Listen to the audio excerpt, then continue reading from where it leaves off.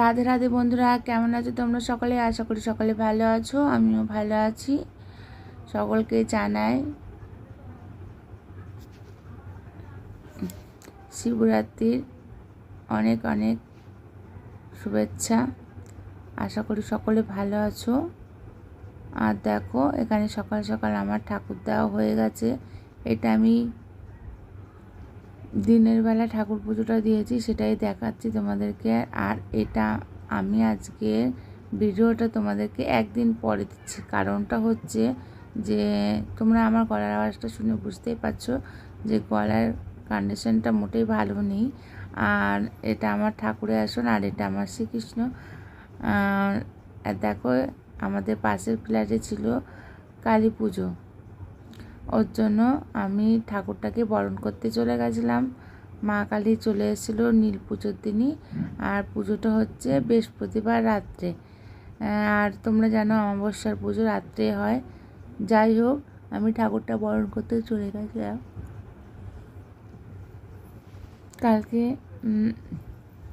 যেহেতু মা চলে এসেছিলো, আর মায়ের মুখটা কত সুন্দর, কত মিষ্টি। দেখো, ঠাকুরটা খুব সুন্দর হয়েছে।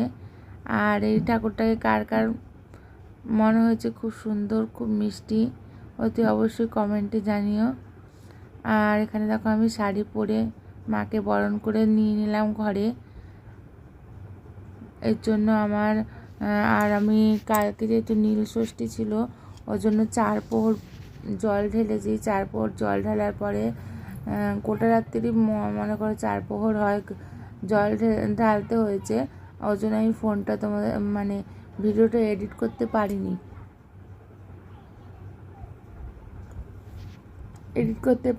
বলে ভিডিওটা তোমাদেরকে একদিন পরে দেওয়া হলো। আর এই দেখো, ঠাকুরটাকে ঘরের ভিতরে নিয়ে চলে এসেছি। আর এখানে দেখো বরণ ডালা আছে, আর মায়ের হাতে খাড়া আর যা যাবতীয় দেওয়ার সবাই দিয়ে দেওয়া হয়েছে। সব কিছু সুন্দর করে সাজিয়ে রাখা হয়েছে। মায়ের পুজো আছে, অমাবস্যার পুজো। আর ওরা হচ্ছে এই ফাল্গুন মাসের এই অমাবস্যাতেই ওদের